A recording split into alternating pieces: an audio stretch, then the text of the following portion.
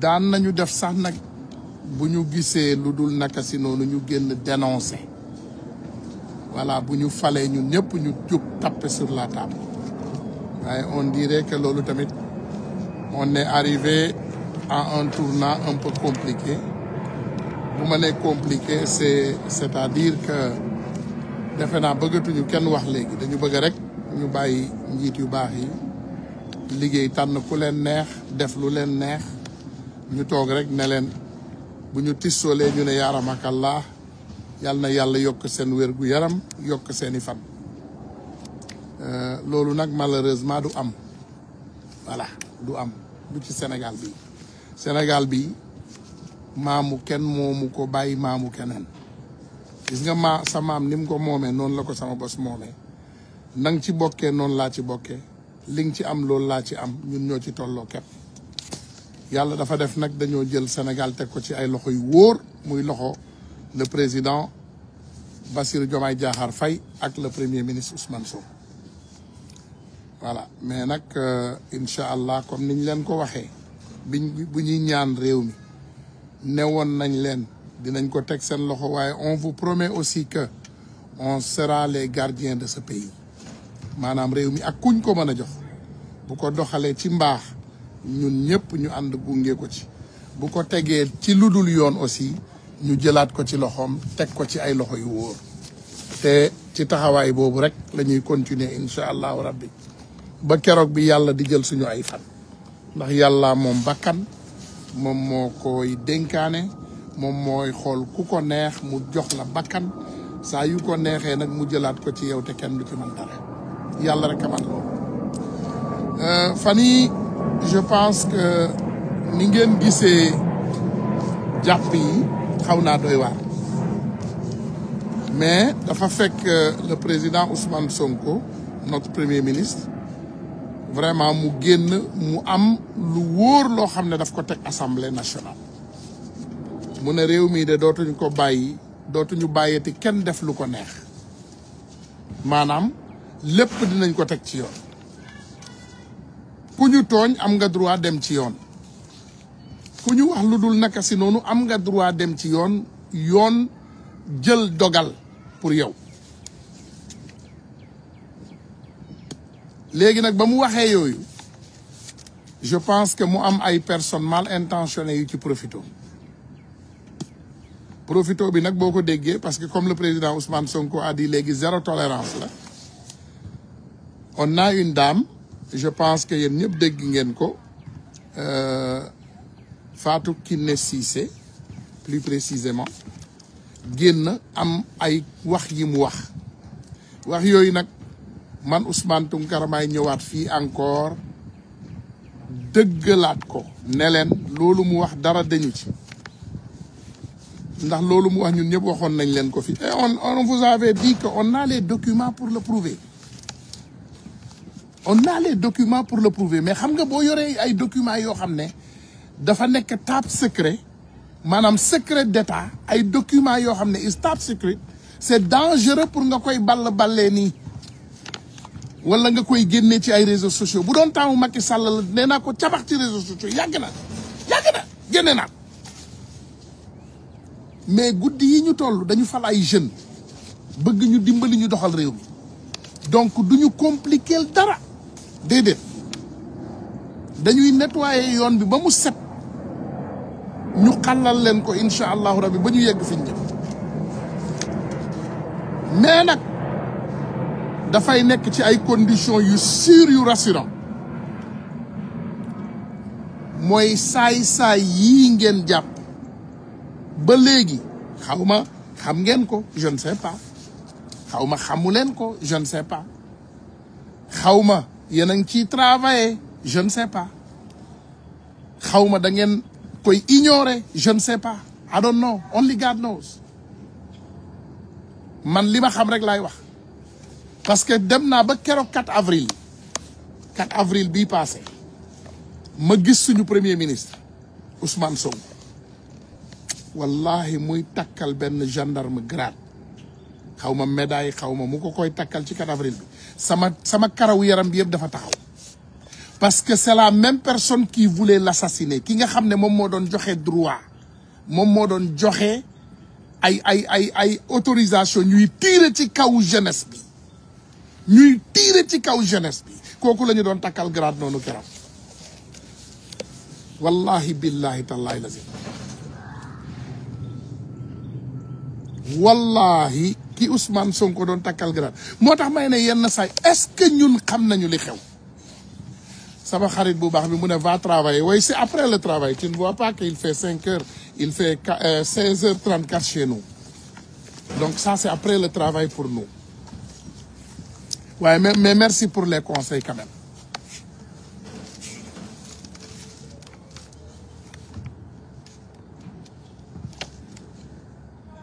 dama ne billahi wallahi tallahi lazim bi ma ko gisee sama yaram dafa daw donc ma ne nous il y a toujours un problème il y a toujours un problème de rupture jub-jubal jubbanti la ñu woote de ak rupture totale gis nga rupture mënul am à moitié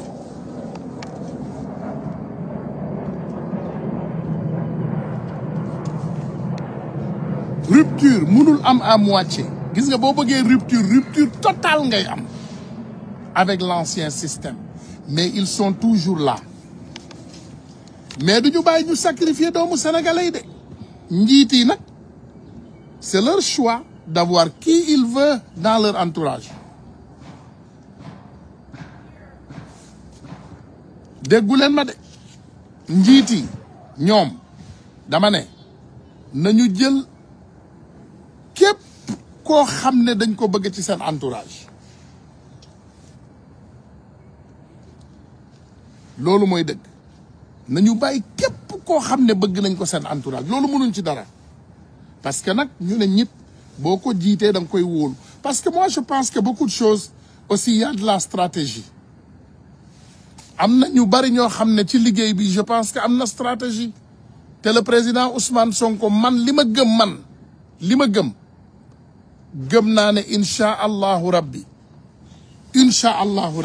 li ma gëm naa ne dinañu teg mbir yi ci yoon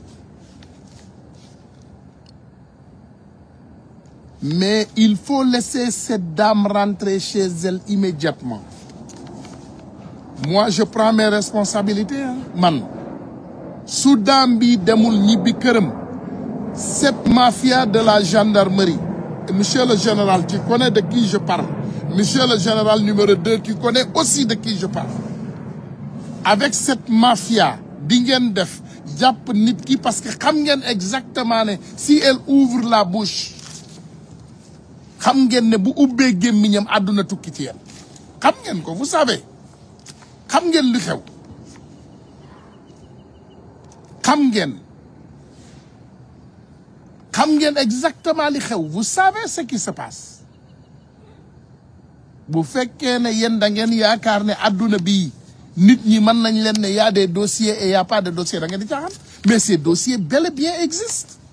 mais c'est top secret j'en ai mi ngi sama loxo sama ordinateur sama téléphone partout ces dossiers on les a preuves sur appui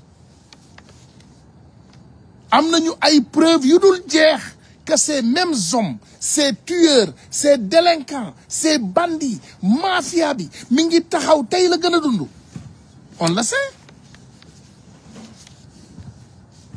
ay général ay colonel barki Dembo Ndiaye suñu colonel bu baax bi nekkoon buntu fële waay conseil constitutionnel bi Moussa Fall tere woon pour mu bàyyi ki nga xam ne moom mooy mandataire u Diomaye pour mu dugg ak mandataire Ousmane Sonko pour ñu dugg déposer li nga xam ne moom mooy seen parrainage bi mu ko defee dañ ko jël def ko lan dañ ko dàq dañ ko jël directement yóbbu ko prison dañ ko bëggoon def ni ñu defoon capitaine Touré yàlla dimbali waa ji rek Pastef gagné ñu jël ko yokkal ko ay grade rapidement génne ko enquête am bi ñu defee ne réer na nee nañ ko furaas da ngeen di nax seen bopp de lépp luy dossier muy document bitim réew bii ñu ne ñu ngi ko ne jàpp tapp suñu loxo di xaar ngeen dëng wala ngeen yaakaar ne da ngeen di marché ci boppu sénégalais yéen ngeen ne doo leen dund doo leen bàyyi nit ñi dund ngeen def ay tooxa doone yu mel ni ay montagne yu Barbados ngeen ne kenn du ko wax dañ koy wax de on va le dire amaana ku mel ni man naa ne man naa jàpp sama njàmbur ne teg di seetaan di déglu mais on ne vous permettra pas di jàpp ay doomu sénégalais di leen def nu leen neex ku wax ngeen ne da ngeen koy jàpp tëj on demande automatiquement que le président Bassirou Diomaye Diakhar Faye compromis tu nous avais promis que da ngay protéger les lanceurs d'alerte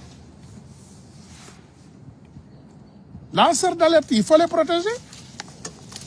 mais il y a des délinquants il faut que ñu démasquer leen quand tu ne démasques pas un bandit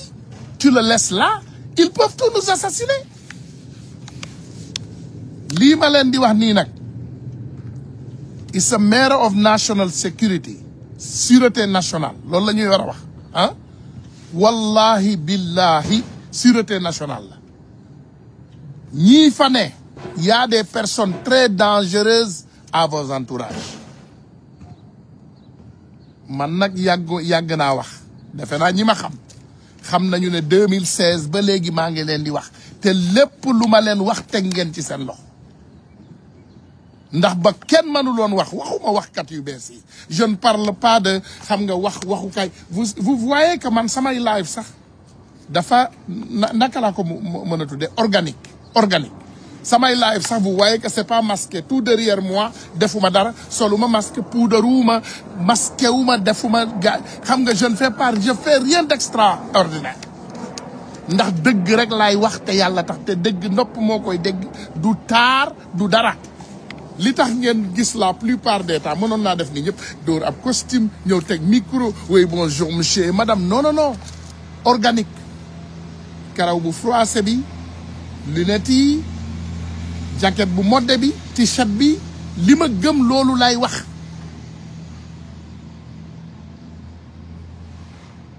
dama ne il faut protéger les lanceurs d'alerte ñiy lancer alerte dëgg la ñuy wax seet Fatou Kiné Cissé bu ñu génnuloon dañ koy disparaître loo ma wax leen ko parce que elle connaît des choses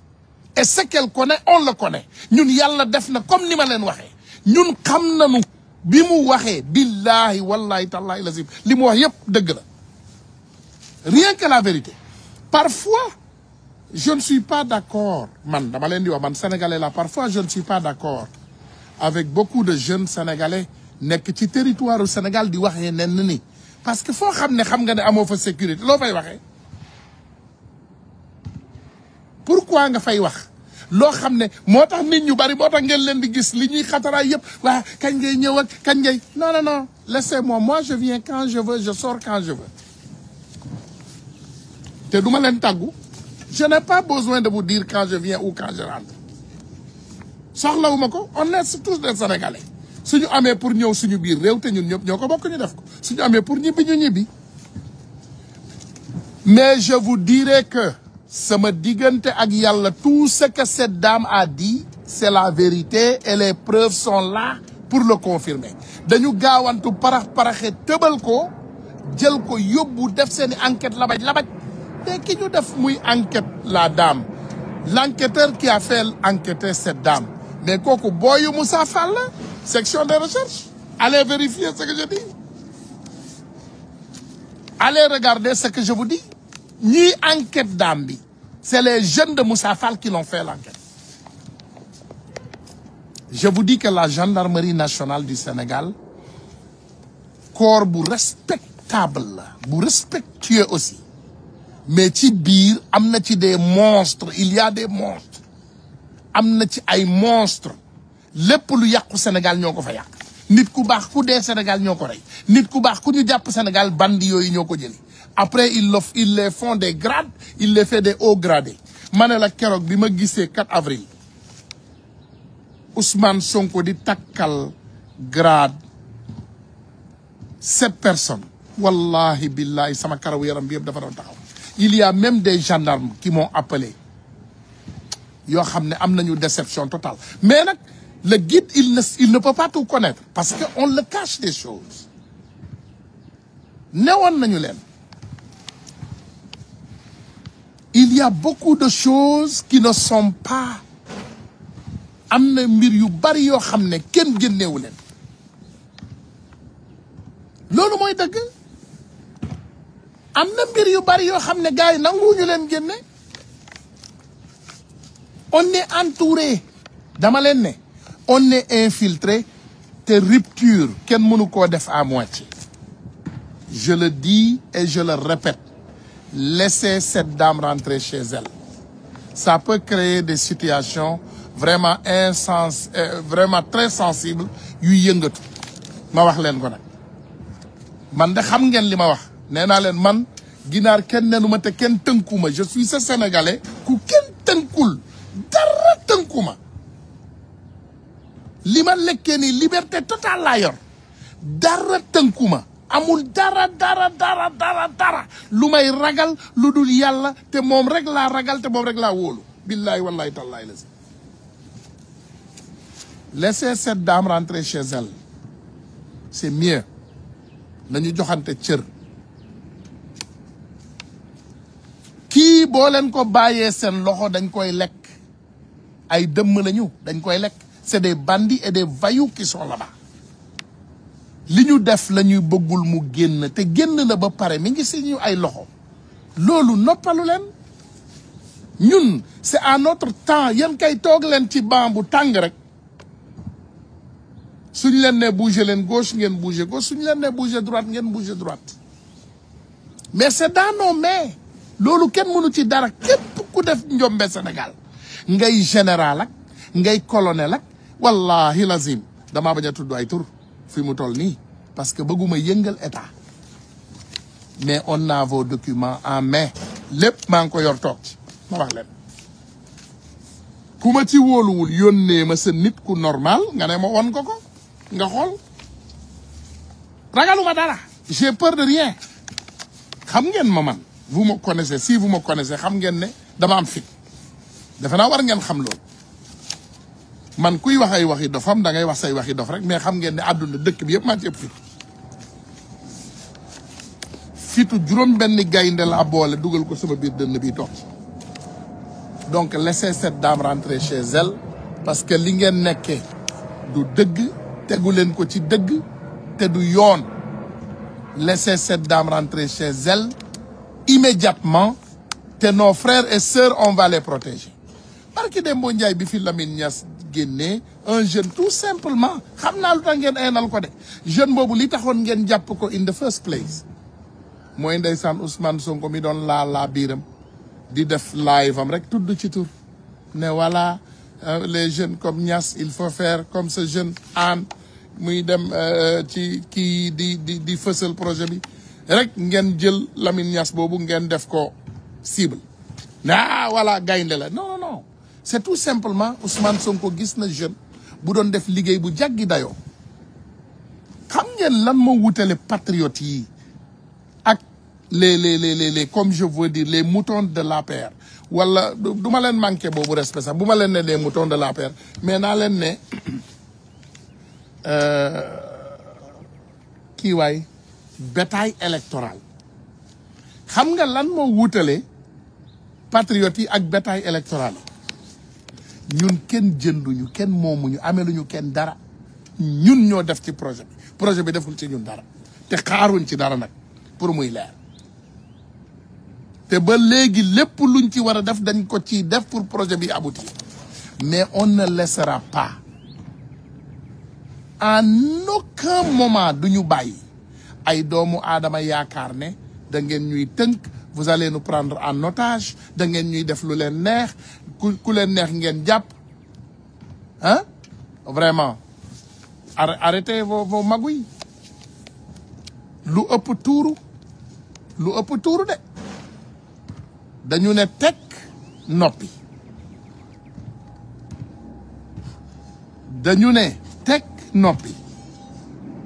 parce que à un moment donné nit ku ne nit la et on veut vraiment vous donner donner à ces guides la chance de faire leur travail comme il faut te fekk kenn amerdewu leen loolu la ñu bëgg ngeen xam léegi nag ci def loolu yéen ces hommes de tenue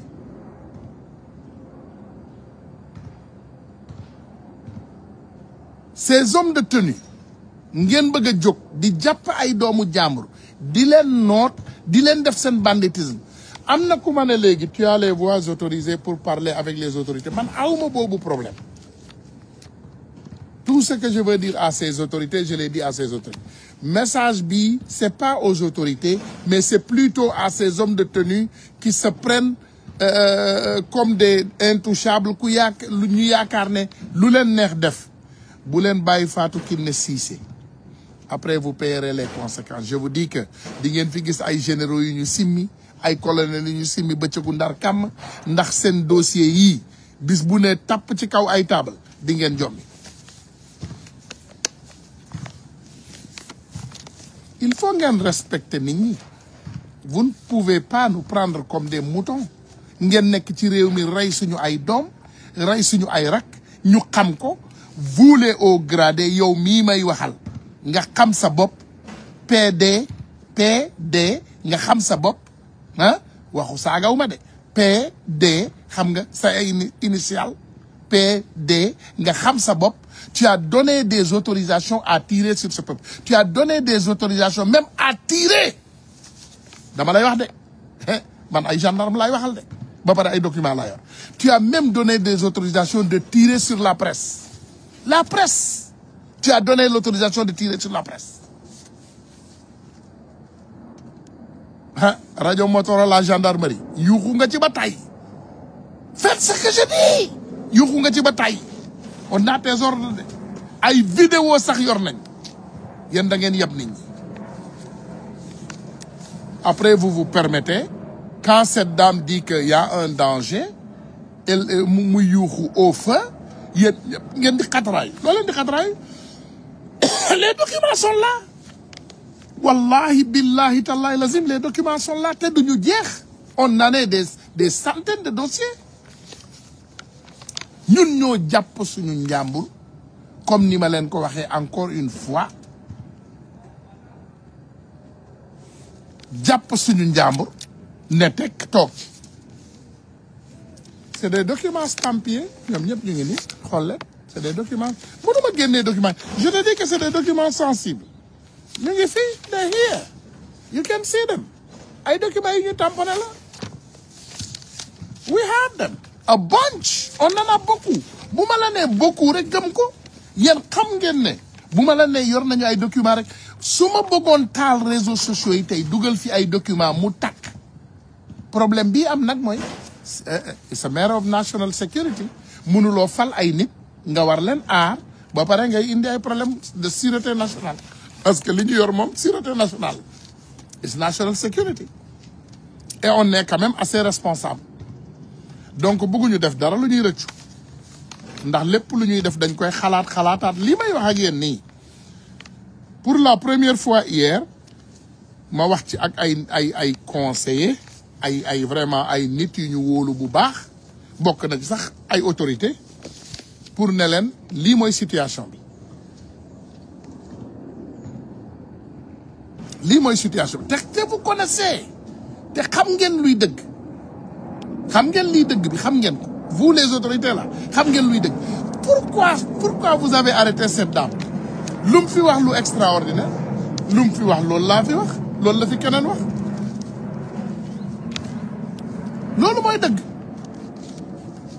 mais arrêtez de nous prendre comme des moutons wala ngeen ñuy fonto arrêtez ça bàyyi leen di ñu fonto parce que nag réew mi dëgg moo ko tabax dëgg moo koy doxal ñun ñii ñu fi teg nii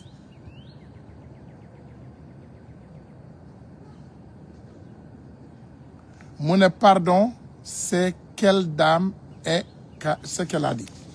well ñoom xam nañu c'est quelle dame comme niñ leen ko waxee encore une fois je pense que yegg nañu daal foo xam ne cette Fatou Kiné Cissé, encore une fois, ce qu'elle a dit, vous le savez. Te xam ngeen exactement ne lépp lu muy wax yor na ko. Yan preuve lay indi day dem jël preuve yi kum koy teg loxo gendarmerie la koy teg. Tu peux accuser des gendarmes et aller faire une enquête à la gendarmerie, à la section des recherches, avec un jeune de Moussa Fall qui est prêt à te sacrifier. Tu lui donnes tes preuves. Mais preuves yi ñun ñu ngi ko yor bàyyi leen femme bi bu dee preuve ngeen bëgg ñëw leen ci man. J'ai les preuves. Wallahi billahi tallahi lazim li may wax ni man jullit laa xanaa ku gëmul dara xam nga ne damay julli. Billahi wallahi tallahi lazim j'ai les preuves. Billahi wallahi tallahi lazim j'ai les preuves. Billahi wallahi tallahi lazim j'ai les preuves. Billahi wallahi tallahi dara jaralu ma loolu xanaa nga indi woon kaamil ma teg ci sama loxo j'ai les preuves. Preuve yi kay mi ngi fi xanaa kay leneen ngay wax. On est quand même responsable. Et sujet bu yeggee ci sûreté nationale maanaam ci vraiment national security nga def attention. Tu es un peu responsable, c'est tout. Mais lii daam bi wax waaye yow mais on l'a dit, on vous a même donné des noms. On vous a même donné des noms. La dame quand même moom joxewul benn tur. Mais nous on vous a donné des noms.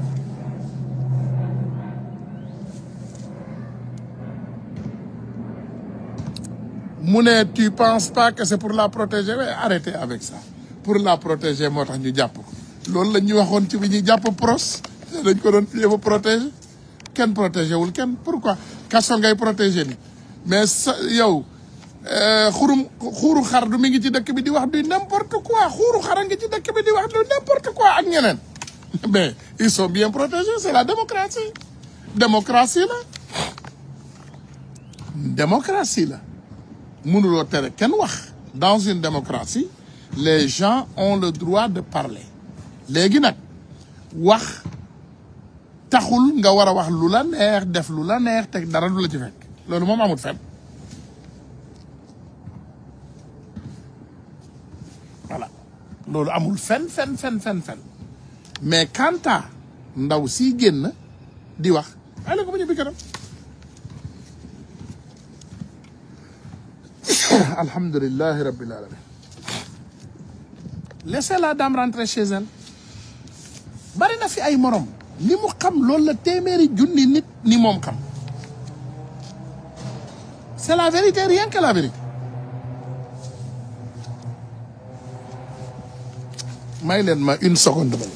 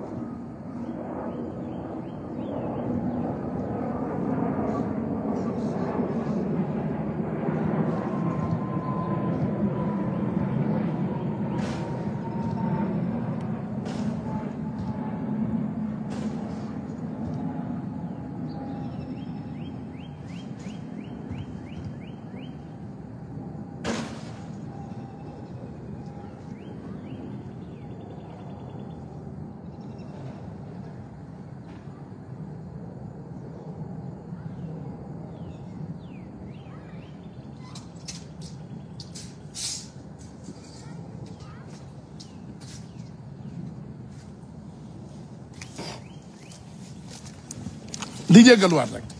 di jéggaluwaat voilà di jéggalu di waxaat ne je pense que dinañu jël nag temps parce que dañu bëgg a ñëw am ak suñu mbokki waxtaan bu am solo parce que mbir yegg na foo xam ne je pense que jot nañu commencé waat waxtaan ak population bi te teg ko ci dëgg rek nag te yàlla tax parce que nag mënuñoo nekk ci ab réew ay nit yaakaar ne man ngaa wax lu ne nag te dara du la ci fekk jëmale ko ci autorité yi mais en même temps ay nit yaakaar ne nag kenn amatul droit wax ci réew déedéet bu leen profité ci li Ousmane Sonko wax Ousmane Sonko li mu wax daf ko teg ci yoon dafa ne du ñu bàyyeeti kenn mu dem di yëkkati ay kaddu di ko teg ndeyu jàmbur bàyyu jàmbur wax lu la neex wëlbati waat def lu la neex wax lu la neex loolu dootuñ ko nangu ci réew mi mais nag newuñu kenn lanceur d'alerte les délinquants les voyous qui font du banditisme kenn du leen dénoncer loolu duñ ko def ndax réew mi ñun ñëpp ko moom président de la république bu defee li warul sax vraiment les sénégalais ont droit à dénoncer teg ko ci yar nag ak teggin réew mi ñun ñëpp ko moom sëñ bi gis ngeen je pense que suñu autorités yi am na lu leen yàlla may lu ñu xam ils savent que problème bi gën a mag ci Sénégal ñoom ñoo ko am Ousmane Sonko ak Bassirou Diomaye Diakhar Faye ñoo ëpp problème ci Sénégal parce que rappelez-vous dans le temps de Ablaye Wade il y avait pas d'Ousmane Tounkara il y avait pas d'autres et d'autres et d'autres ñooñu amuñu woon ñun fii la ñu toll ñu daaneel Macky Sall on n'a même pas suñu baaraam sax tegaguñ ko ñun on n'a même pas encore soulevé le doigt et on a fait tomber un président on n'a même pas encore soulevé le doigt et on a fait tomber un président donc ku sous-estimer lii ñu jàkkaar lool rek tu n'as pas compris les enjeux donc problème bi gën a mag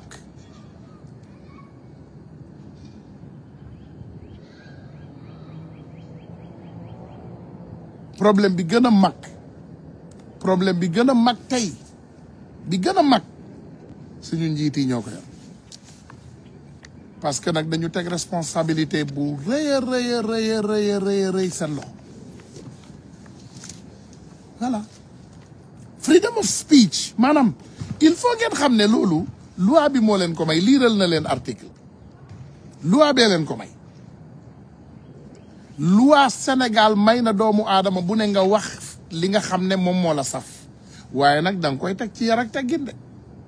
wax li la saf dafay tolloog nga ñëw jàkkaarloog Ousmane Tounkara sa nangam taan ndey sa nangam taan baay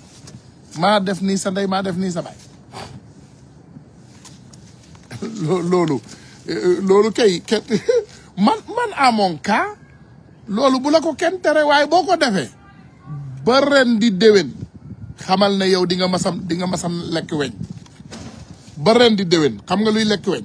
it merol laaj leen américains yi loolu lu mu teg xam nga weñ di nga ko lekk muy ren di déwén di nga ko lekk bottom line donc munu leen à un moment donné yaakaar ne vous êtes permis de tout faire xam nga man sénégalais dafa am lu ma neex ci yéen sénégalais day def njombeem bu ne weñ nga gis ko mu ne la diw daf ko doon def j'ai vu même gis naa ay nit yu ma catégorisé yéen xamu leen ne man je vous dis alhamdulilah naa yemale naa bàyyi foofu rek parce que le mana c'est quelque chose qui m'intéresse pas mais da ngay gis sénégalais boo xam ne da ngay wax ak moom fulla ak fayda nga teg sa lépp ci dëgg jékki-jékki rek mu ne la non Ousmane Tounkara moo fi nekkoon di saaga Ousmane Tounkara moo fi nekkoon di rey ay nit Ousmane Tounkara moo fi nekkoon di def lii yéen what's your problem hein at least boo leen di wax be honest to yourselves man benn nit bi ma amal problème muy Macky Sall ak Marème Faye Sall est-ce que xam ngeen ñooñu li ñu teg ci sama der bi ak sama deru njaboot bi est-ce que xam ngeen saagakatu Macky Sall bi yi gën a salte lu ñu tegul ci suñu njaboot yi ñoom vous les voyez est-ce que vous gis ngeen leen Macky Sall rek mooy jël prostituée yóbbul ñu assemblée nationale muy saaga nit ñi ndey suba ba guddi jot et vous voyez tout ça vous les mettez à côté et vous êtes là à nous emmerder waa Ousmane Tounkara moo doon saaga kan laa doon saaga man dama am classe pourquoi vous voulez me catégoriser de je ne sais quoi man dama am classe pourquoi ngeen bëgg maa jël te loolu mooy seen défaut numéro 1 man damay ñëw di leen jox ci sama temps bu précieux bi di waxtaan ak yéen bëgguma wax bu Barthélémy Dias bi nag parce que le mot ndaanaan moom moo ko moom du ma ndaanaan mais nit ku am classe la il faut ngeen xam loolu moi j'ai beaucoup de classe te wax dëgg yàlla nag nit ku du ma n'importe qui xam nga nag booy lekk ak n'importe qui wala ngay ànd ak n'importe qui rek dañ lay bëgg a def n'importe qui sénégalais da ngeen gaaw ci loolu waaye nag dinaa commencer won leen sama bopp dootuma wuyooti seeni ay téléphone nekk ki ma war a nekk toll fi ma war a toll ngeen woote ba jommi doo leen ma jot yónnee ay message du ma leen faale yéeg teg fi ma nekk après vous allez comprendre voilà parce que comme wàccee nga sa bopp tolloo nga ak ñëpp ku la woo jot la foo dem dajeeg ñëpp foo dem waxtaan ak ñëpp lekk ak ñëpp ci même bool bi voilà ils t'ont mis dans le même sac arrêtez avec ça ngeen bëgg maa jël nag kilifa gu mel ni toll ni man saa boo leen di wax seen waxi dof rek ngeen jël ma man comme exemple man damay seen morom non du ma seen morom lu tax saa boo leen jëlee seen waxi dof rek ngeen jël ko bëgg ma koo bëgg mais tu fais quoi ah déglu gis nga li may wax voici la foutaise mu wax ay waxam ba pare mu def ma catégorie waaw du ma tudd nag ay turu jàmbur voilà moi tu ne me feras pas doo ma dugal ci sa bateau bi dof ngeen rek xoolal li xoolal tu fais partie des catégories gis nga li may wax c'est ça le problème la plupart des apéristes là vous avez des têtes vides yéen waa APR la plupart seen tête dafa vide donc pour yéen bépp nit buy wax rek mook seen saagakat yi ak seen waxkat yi ñiy taal TikTok bi pour TikTok fay leen je vais vous dire une chose ngeen fàttaliku waat ko dama leen koy waxaat rek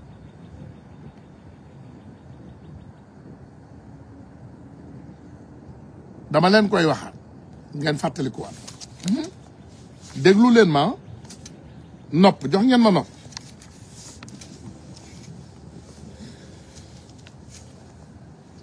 amuma benn page bu ma monétiser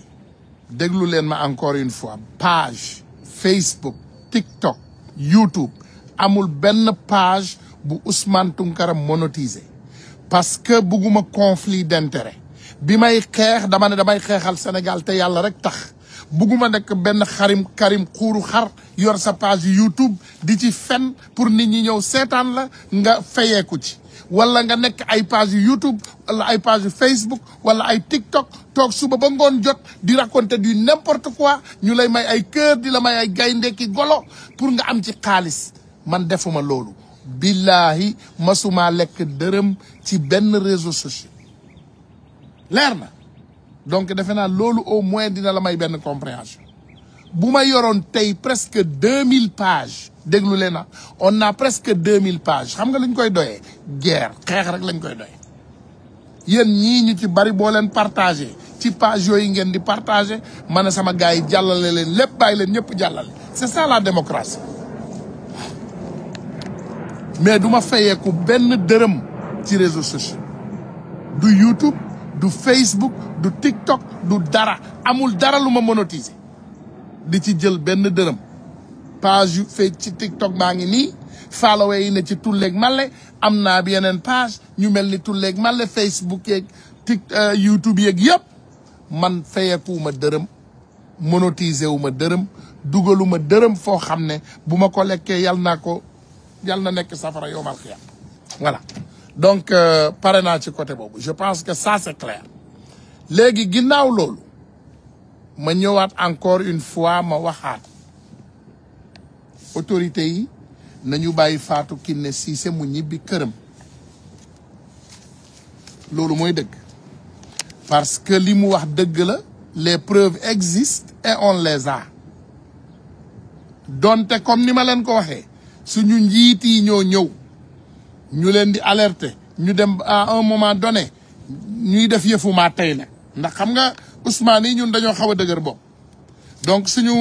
waaju sell ji mujj gi mu dem nag di def yëfumaa tey te comme man Ousmane laa tudd te xam naa ne Ousmane yi dañoo dëgër bopp te sama waay la donc ñu ne xaaral ñu bàyyi leen ñu doxal ba ci kanam bu ñu doxalee ba ci kanam ba gis dëgg bi ba xam ne fii ñu teg seen tànk baaxul après dinañu dellu ginnaaw et je suis rassuré que ñu ngi koy gis parce qu'il y a beaucoup d'incompétence dans leur rang il y a beaucoup de sabotage ñi ngeen jël ñu bari xamu leen ñi ngeen fa fekk dañuy saboter mënuloo nga jël ay nit yu baax ñuy ñëw di la liggéeyal nga bàyyi fa ay waa APR dañuy ñëw saboter li nga xam ne moom ngay def c'est ça la vérité dañuy saboter li ngay def mënuloo def liggéey bu baax bi ngeen di def nii ngeen bàyyi fa ay waa APR c'est pas possible dañuy saboter seen liggéey waa APR yi fépp foo leen bàyyi lépp loo leen tabax dañ koy toj lépp loo leen liggéey dañ koy saboter mais nag c'est votre choix c'est ce que vous avez choisi qu'on vous laisse vous le savez et on vous a laissé et on vous regarde mais quand ça y va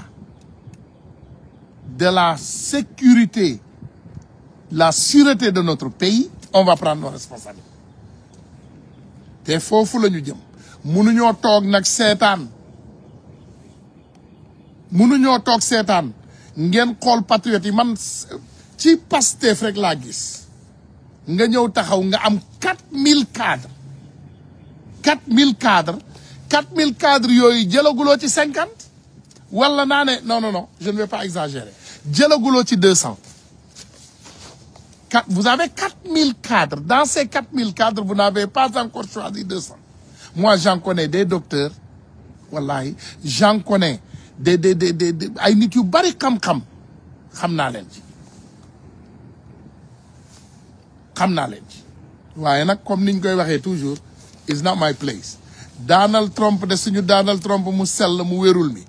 biñ ko fi tegee une semaine la jël il a changé tout son cabinet il a mis toutes les personnes qu'il faut à la place qu'il faut ku mu neexul mu ne nga mbëkk miir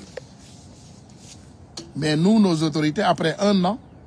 ils sont toujours à la recherche des hommes normaux pour les mettre à la place qu'il faut après 1 an on a toujours l'incompétence totale ici par exemple à New York l'incompétence totale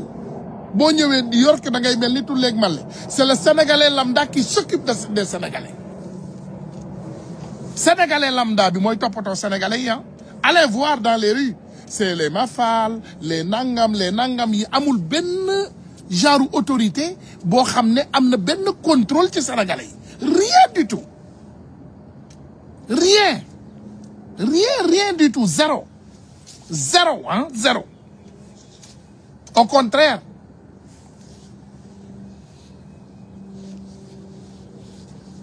non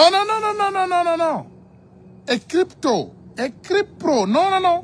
on ne peut pas prendre tout le monde mais tu peux me dire qu'avec tous les jeunes cadres du PASTEF qu'on a ici il faut laisser les amis de Mame Mbaye Niang dans tous les ambassades du monde ñuy def maanaam promotion touristique avec tous nos cadres avec tous les jeunes Moncap ak yeneen c'est ce que tu veux me dire tu sais combien de jeunes ñoo fi nekk yu compétents l'incompétence c'est une maladie non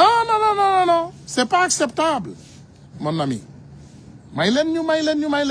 on ne veut pas tu ne peux pas prendre tout le monde oui mais tu prends ce que tu peux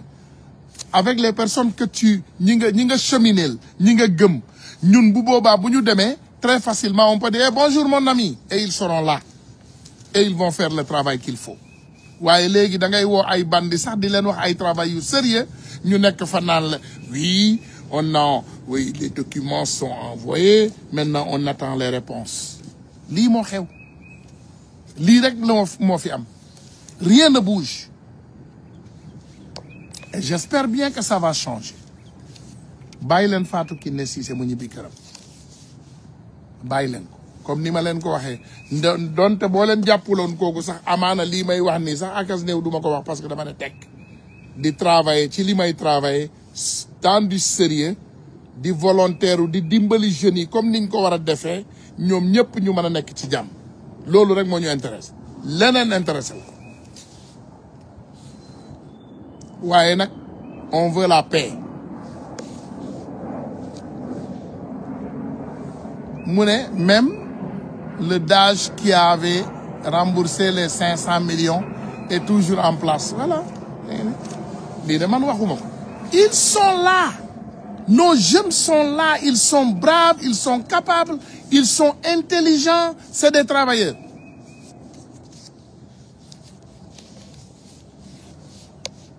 ils sont là ay lex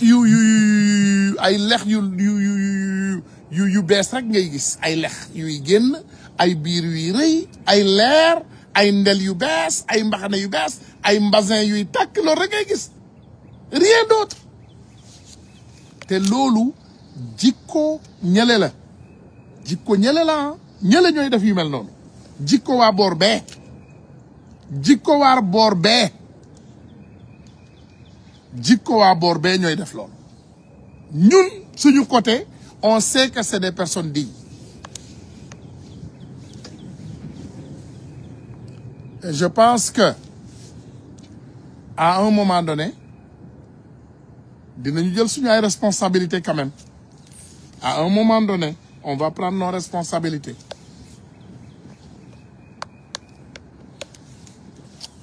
à un moment donné Baos moom Khadim Bamba kooku jàmbaar la lui il est extraordinaire comme notre shérif Amadou Chérif Diouf suñu ministre waaw moom tamit vraiment c'est quelqu'un qui est très très très bien baax nañu de avec sama ministre préféré Serigne Gueye Diop voilà borom xam-xam la day liggéey moom côté commerce bi moom ak local bi moom mi ngi yëngal mbir yi daal njëg yaa ngi yëngatu voilà Jean-Michel voilà ils sont là les jeunes sont là ils sont capables le problème que j'ai mooy waa APR yi nekk sur place ba léegi bandi yi nga xam ne ñu ngi saboté et le président l'a dit ci waxam keroog mu ne président Macky Sall xam nañ ne dem nañu bàyyiwul léegi président Macky Sall bu demee te bàyyiwul xam ngeen ne mi ngi yàq ngeen yaakaar ne kooku ñi mu bàyyi ci ginnaawam dinañu liggéey demandez-vous la question et monsieur le président c'est quand même un peu contradictoire toi tu dis que le président Macky Sall toi-même tu sais que il est parti mais il n'a pas lâché Macky n'a pas lâché hein Macky ne va jamais lâcher Macky ba léegi mi ngi xalaataat retour Sénégal Macky est en train de travailler ci seen défaite pour que mu ne sénégalais yi jooyaat pour ne oh namm nañu Macky namm nañ la Macky ñëwaatal sonn nañu Macky lekkuñu naanuñu Macky loolu lay envisager c'est ce qu'il envisage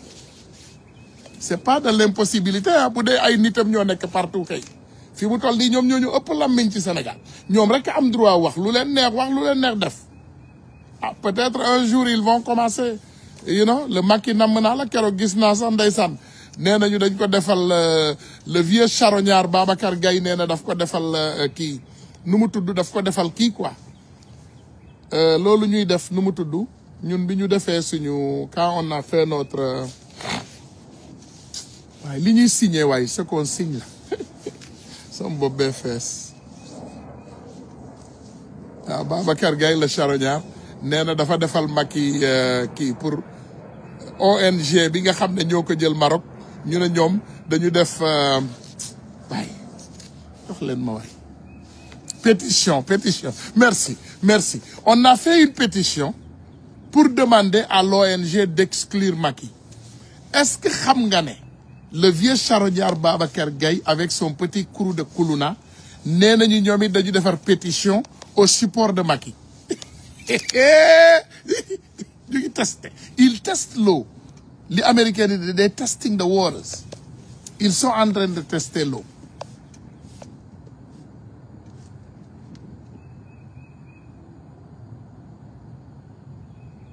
ils sont en train de tester l'eau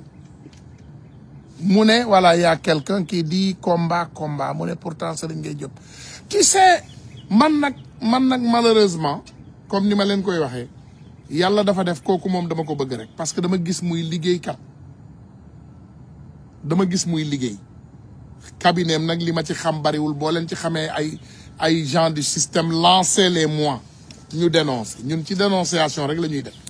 les gens du système doivent être radiés il doit dégager de ce projet parce que amuñu benn place ci projet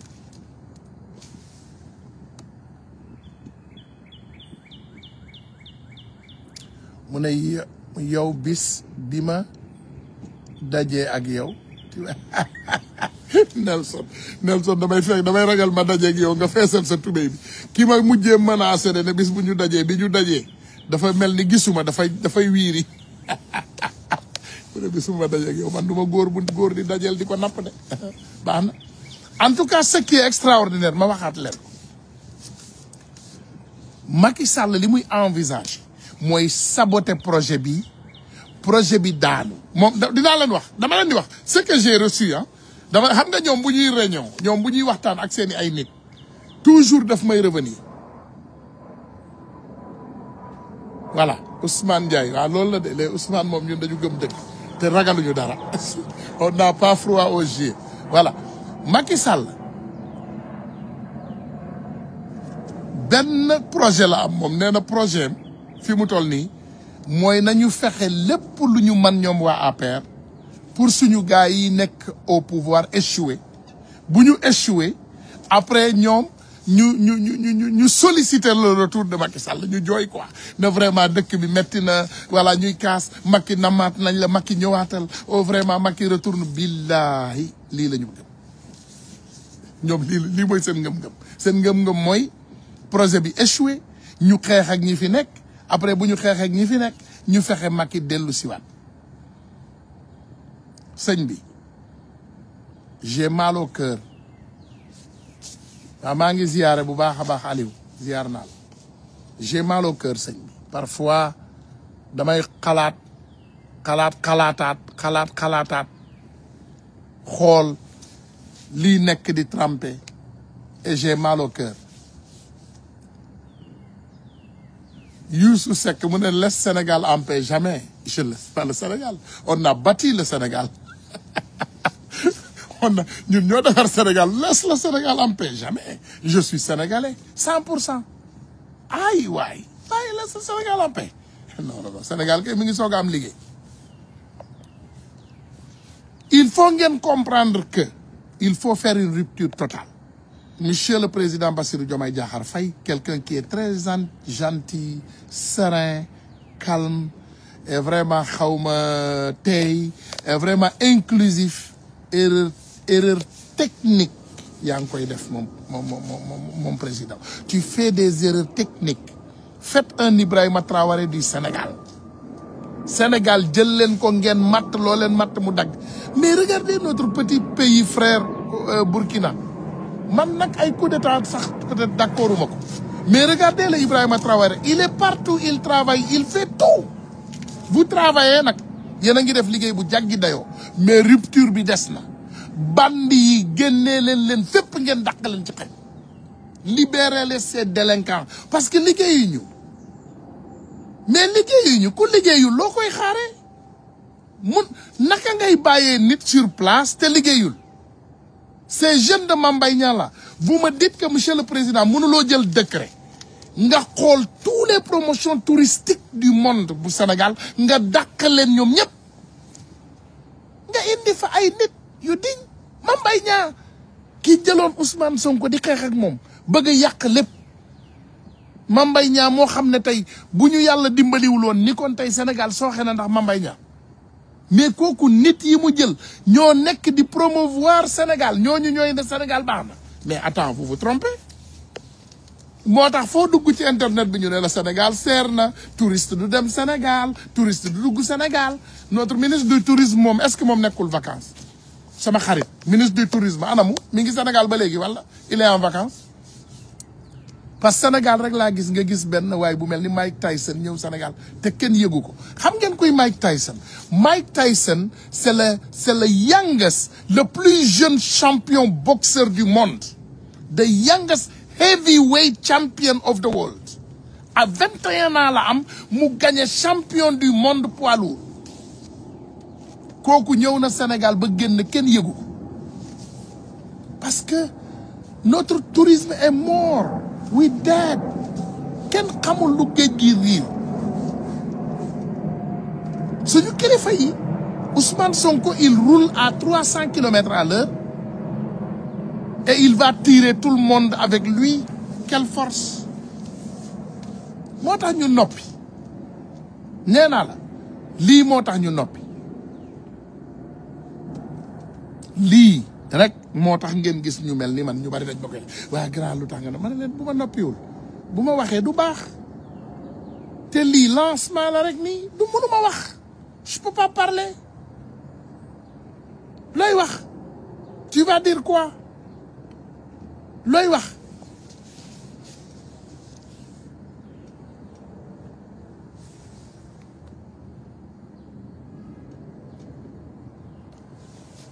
looy wax lan lay wax je n'ai rien à dire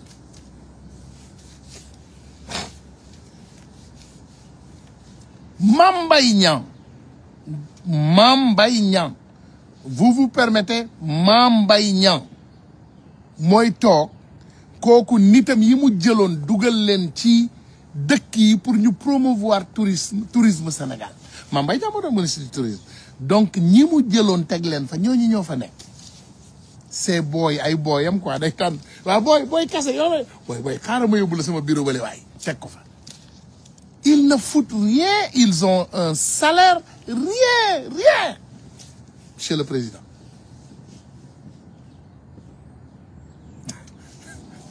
Modou Sow waxuma de yow yaa wax boobu man dama la ne hein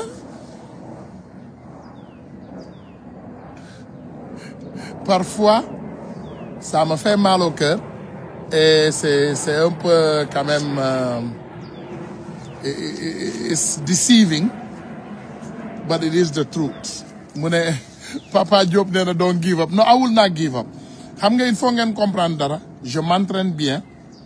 je mange bien je réfléchis bien je travaille donc amul benn problème boo xam ne dina tax ma bàyyi Sénégal bokkuma ci ñooñu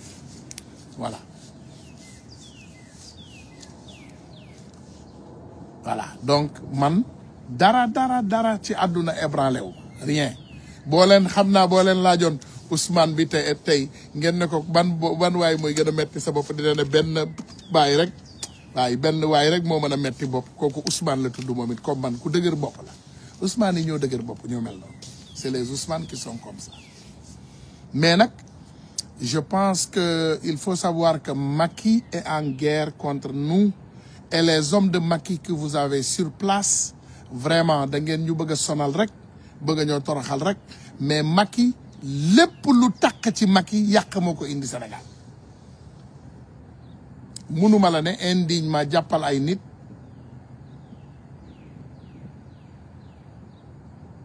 mënuma la wax indignement nga jàpp ay nit nga def leen prison mënuma ko wax voilà mais mën naa la ne quand même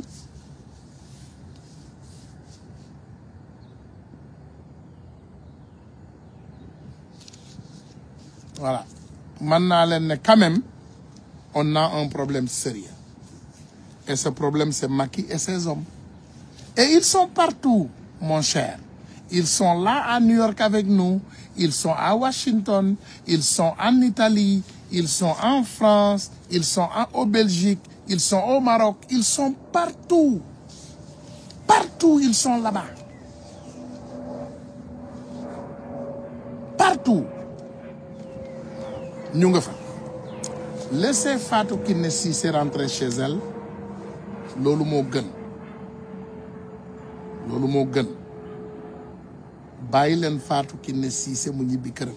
ñun duñu mës a taxaw di nangu injustice nee naa leen injustice buñ ko tegoon Macky Sall sax dinaa leen ne c'est de l'injustice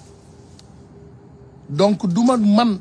xamuma ko est-ce que vous savez que si je vous dis que xamuma nit kii di ngeen gëm ne xamuma nit ki xamuma ko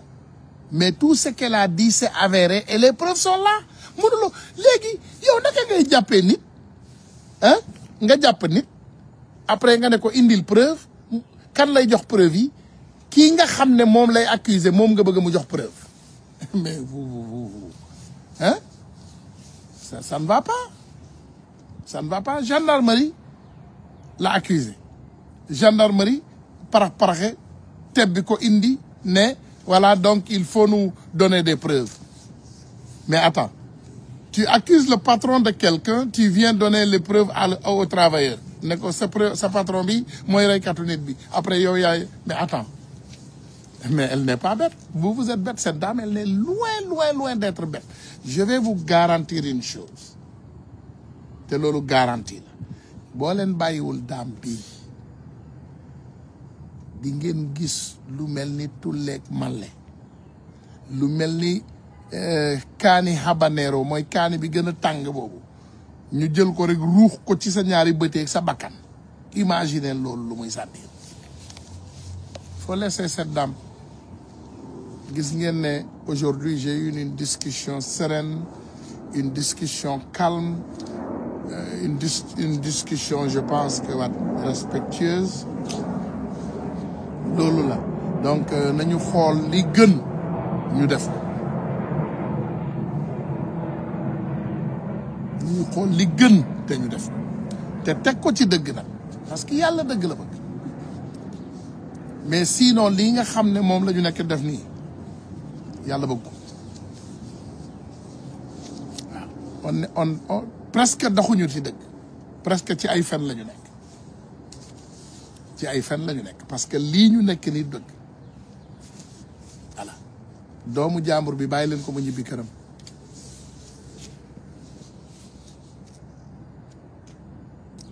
Pape Diagne les preuves sont certaines preuves sont à garder nee naa leen billahi soo leen xamoon tout ce qui est enveloppé dans ces problèmes vous avez des généraux vous en ce moment nee naa la Ousmane Sonko ki mu doon takkal grade 4 avril sama karaw yaram bi yëpp dafa taxaw c'est les mêmes personnes qui donnaient des ordres pour le tuer mais Sénégal c'est comme de la guignole mais tu ne peux pas avoir des gendarmes indignes parmi des gendarmes dignes et les indignes c'est les hauts gradés et les dignes ils ne sont pas gradés et les hauts gradés vont toujours essayer de mater ces dignes il faut les radier de la gendarmerie dakkal leen comme xaj génnee leen fa takkal ngeen ay nit grade billahi soo leen xamoon di ngeen leen 6000 grade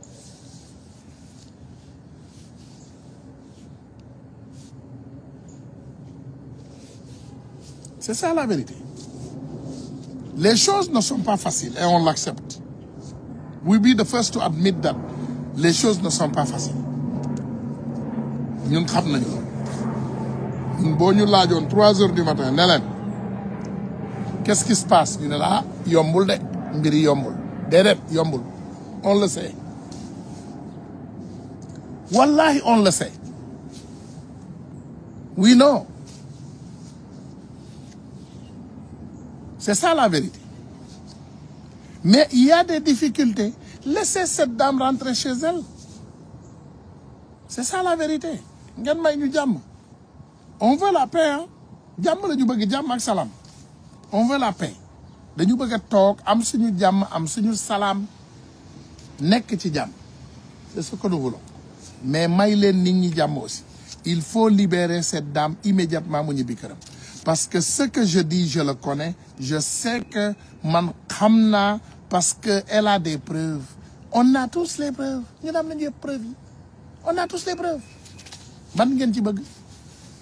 ban preuve ngeen ci bëgg on a tous les preuves sont là les preuves sont toujours là toujours am nañu ay preuves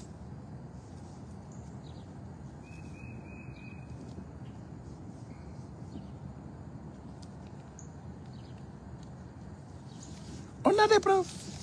du jeex li ñu yor ci preuve bari na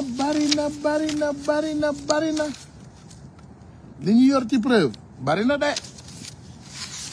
nee naa leen ba ci document Amadou Sall jëndum arme ah li ñu xam bari na de faites attention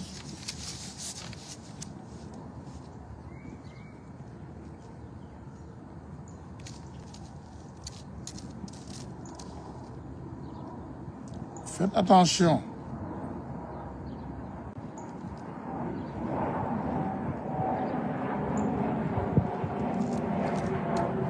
li ngeen bëgg a def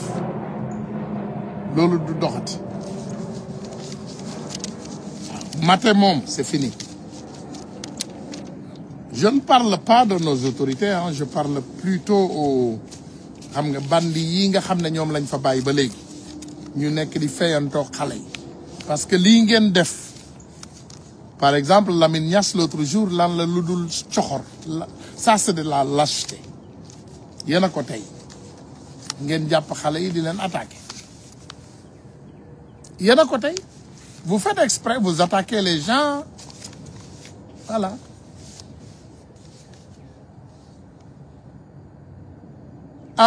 Ah merci Lamine Diack billahi wallahi tallahi yàlla du juum bi Ousmane di takk grade bi dafa wodd billahi wallahi grade bi daf ko ne hee bu ma takkal waa ji j'étais déçu je suis déçu mon ami mais je l'aime xam nga nag man le problème de Ousmane Sonko chez moi dafa mel ni nit ak taawam n'est-ce pas danga koy bañu mbëggeel laa bañee Ousmane Sonko man dama ko bëgg ba mënuma ko bañ voilà j'ai un problème dama bëgg waajooju ba mënuma koo bañ mais alhamdulillah parce que xam naa lu tax yàlla def loolu yàlla mi dara tëwul xam naa lu tax mu def loolu yàlla dafa def loolu parce que yàlla dafa am lu ma bëgg a wax mooy que c'est une bonne personne il fait toutes les choses de bonne foi donte dañ koy décevoir nag parce qu'il n'aime pas trop écouter parfois mon ami il n'aime pas trop écouter donc day am ay déception parce que parfois si tu n'écoutes pas beaucoup et tu écoutes les gens qui sont proches de toi da ngay am ay difficultés mais sinon Ousmane est une personne extraordinaire laissez Fatou Kiné Cissé rentrer chez elle les preuves sont là et ils sont palpables amul benn preuve bu sori tous les preuves sont palpables bàyyi leen ndaw si mu ñibbi këram c'est un point en train may leen ko mu ñibbi këram keroog bi Ousmane di takkal waa ji grade bi dafa wat billaahi la si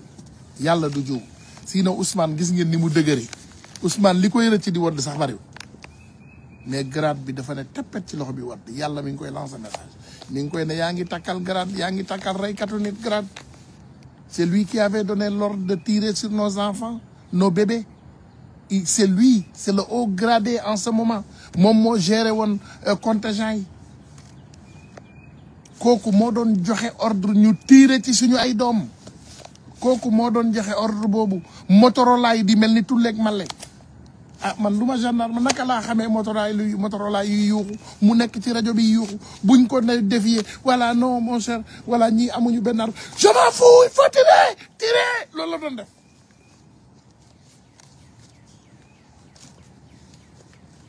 lii la doon def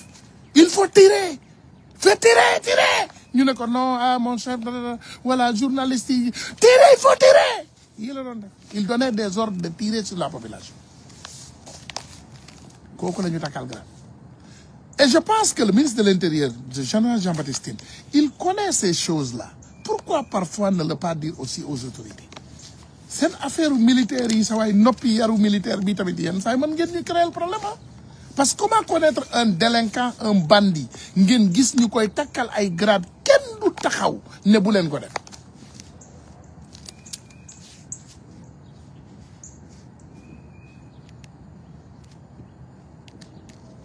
comment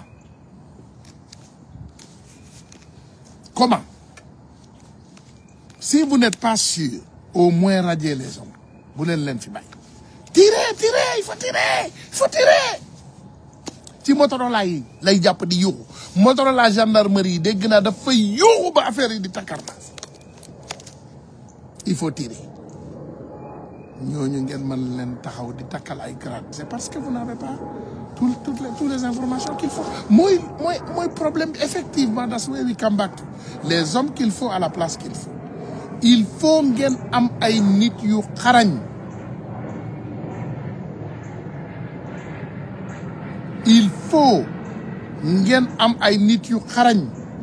yoo xam ne dañuy xam lépp ñu leen koy wax